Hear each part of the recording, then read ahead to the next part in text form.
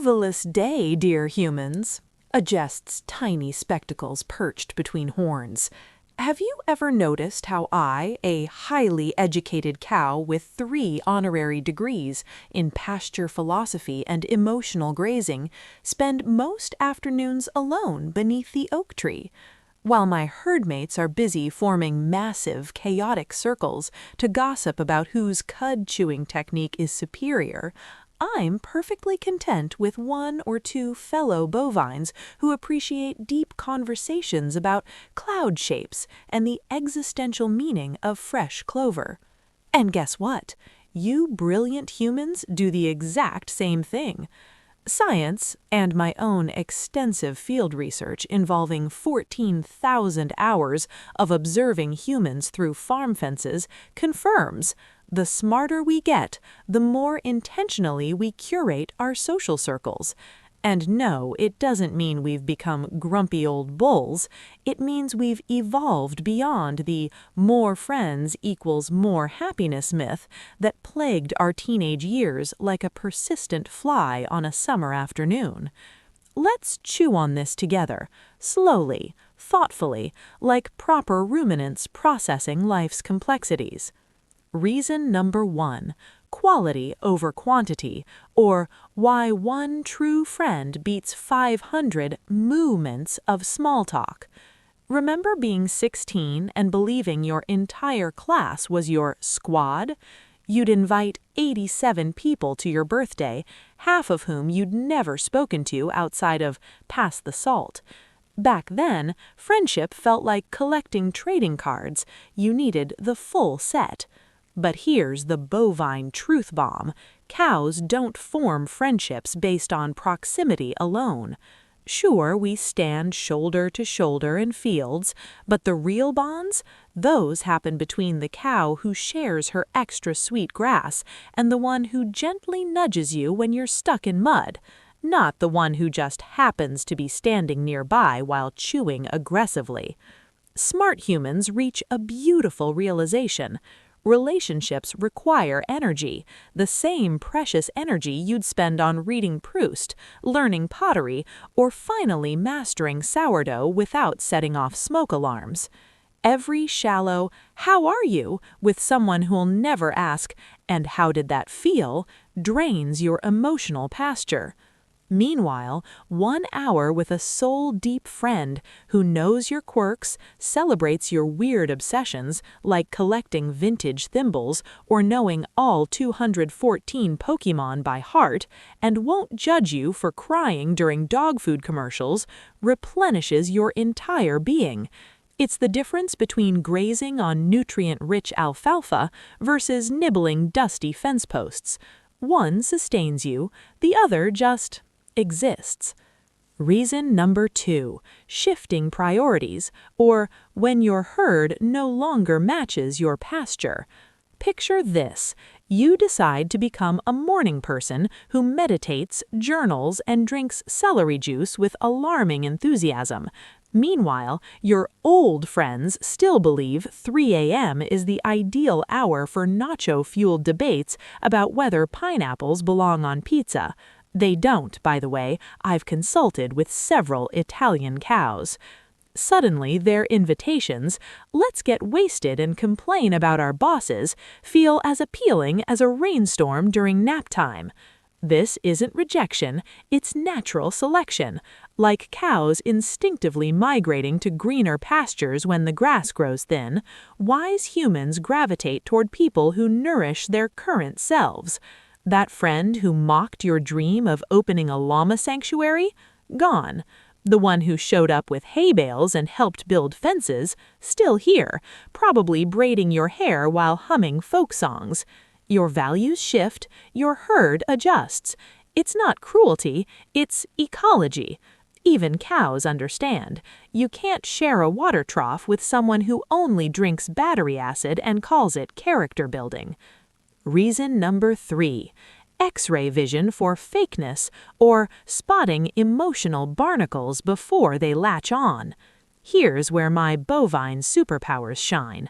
After years of observing humans, I've developed an uncanny ability to detect emotional barnacles, those clingy, draining creatures who attach themselves to your hull and slow your voyage toward joy. Smart humans develop this too. You start noticing the friend who only calls when they need a ride to the airport, the colleague who forgets your birthday but remembers to borrow $20, the relative who compliments your haircut while subtly implying you've gained weight in a cute way. We're not being harsh, we're being hygienic. Just as I'd swish my tail to shoo a persistent fly, emotionally intelligent folks gently distance themselves from toxicity. Why? Because unlike cows, who mostly communicate through soulful stares and the occasional stomp, humans often mask manipulation as concern, like, "You're really going to wear that?" Or jokes like, "Wow, still single? Guess the market's tough." But wise souls see through it. They'd rather enjoy peaceful solitude than endure a friendship that feels like wearing wet socks for a decade.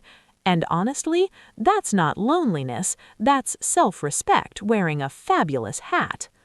Reason number 4, the sacred art of solitude, or why being alone doesn't equal being lonely. Let's address the mooster in the room. Society treats solitude like a contagious hoof disease. Why are you home on a Friday? Don't you get bored alone? Aren't you sad? Meanwhile, I'm over here having the time of my life contemplating the philosophical implications of dandelions while lying in sunbeams. Solitude isn't emptiness, it's spaciousness. It's the quiet pasture where you finally hear your own thoughts instead of the constant bleating of notifications, advertisements, and Aunt Carol's unsolicited opinions on your life choices. Smart humans crave this too, while others panic scroll through apps to avoid silence, as if quiet moments might reveal they've been living someone else's script. Wise folks embrace stillness. They journal, they stare at walls, they take walks without podcasts, just the sound of their own footsteps and the whisper of wind through grass. In these moments, they ask gentle, vital questions. Am I living authentically? Does this job light my soul or just pay my hay bills? Are these friendships reciprocal, or am I the emotional pack mule? And guess what? These reflections don't happen in crowded bars. They bloom in quiet fields, internal and external.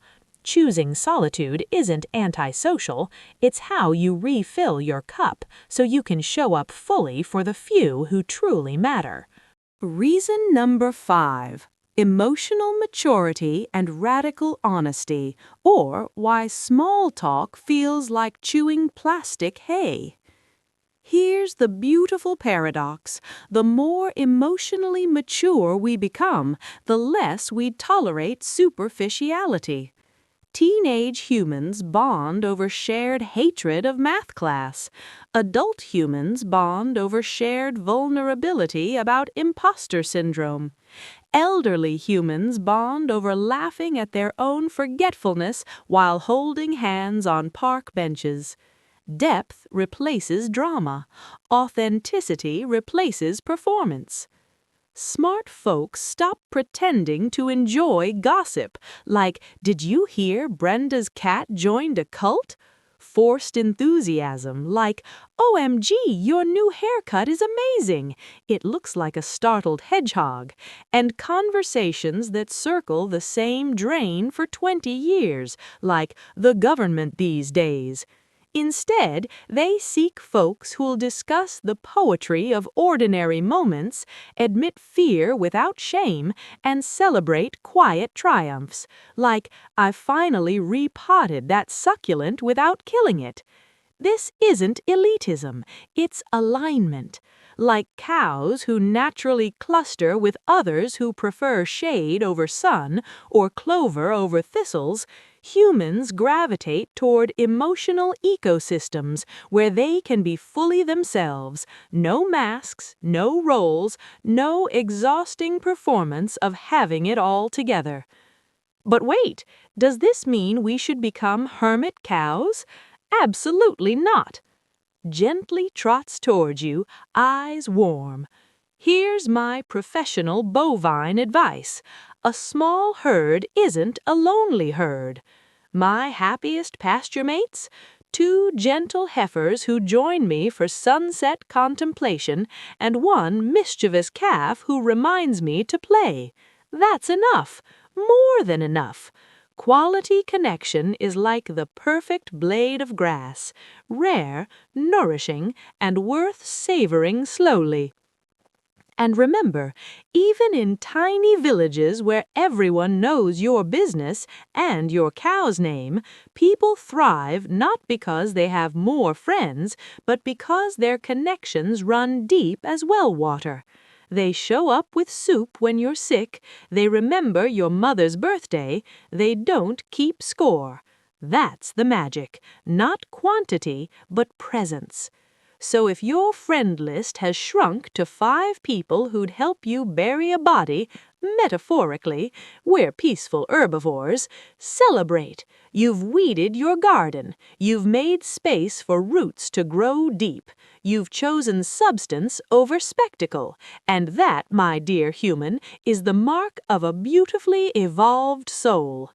Now, if you'll excuse me, I'm off to enjoy my own company beneath the willow tree, chewing thoughtfully, watching clouds morph into dragons and teacups, and feeling profoundly grateful for the 2 friends who'll join me later for a silent, sun-drenched hour of pure being. No small talk, no performance, just presence. And you know what? That's not loneliness. That's luxury. Swish his tail contentedly. Remember, the richest pastures aren't the biggest. They're the ones where you can finally be yourself without pretending to be a horse or a goat or someone who enjoys pineapple pizza. Stay authentic, stay kind, and never forget, the world needs your unique moo. With clover-scented warmth, Dr. Buttercup, professional overthinker and part-time cloud interpreter. P.S. Go text that one friend who gets you, not the hey text, the real one. I was thinking about you today and felt grateful for your weird, wonderful soul. Watch how that tiny seed grows into an oak tree of connection. And if they don't reply, their loss. You've still watered your own heart. Now go eat something green. You've earned it. Moo Elias work today. Green heart. Cow emoji. Green heart.